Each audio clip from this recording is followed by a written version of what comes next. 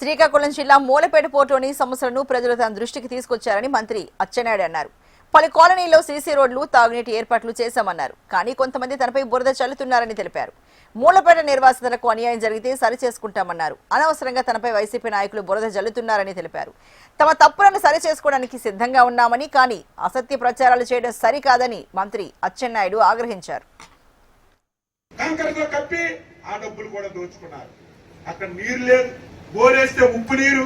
మూలపేట వాళ్ళకి మీటింగ్ పెడితే అక్కడ ఉప్పు నీరు వస్తుంది, మేము వెళ్ళాం, మీరేం చేసుకుంటే 4-5 సార్లు వాళ్ళకి నచ్చ చెప్పి అచ్చెన్నాయుడు ఈ గ్రామం నుంచి పారిపోవడం, ఈ నియోజకవర్గం నుంచి పారిపోవడం, ఈ జిల్లాలో రాష్ట్రంలో ఒక బెస్ట్ కాలనీగా మీకు తయారు చేసి ఇస్తాను, లేకపోతే నన్ను ఫిల్ట్ పట్టుకొని అడగండి అని వాళ్ళకి ఒక ధైర్యాన్ని ఇచ్చినటువంటి సంగతి గుర్తు చేస్తాను. ఇచ్చిన మాట ప్రకారం మళ్ళీ నేను, కలెక్టర్ గారు, అధికారులు అందరూ వెళ్ళి అక్కడ మౌలిక సదుపాయాలు అన్ని రోడ్లు సిమెంట్ రోడ్లు వేసాం, వాటర్ ట్యాంక్ కట్టాం, స్కూల్ కట్టాం, అంగన్వాడీ కట్టాం, దేవాలయాలు కట్టుకున్నాం.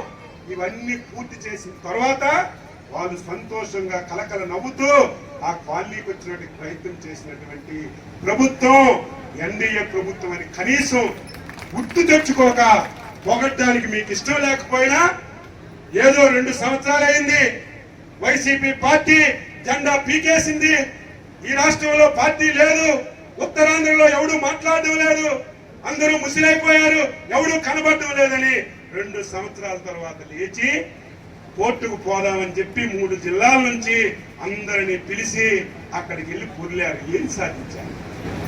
కోర్టు గురించి ఎందుకు మాట్లాడలేదు?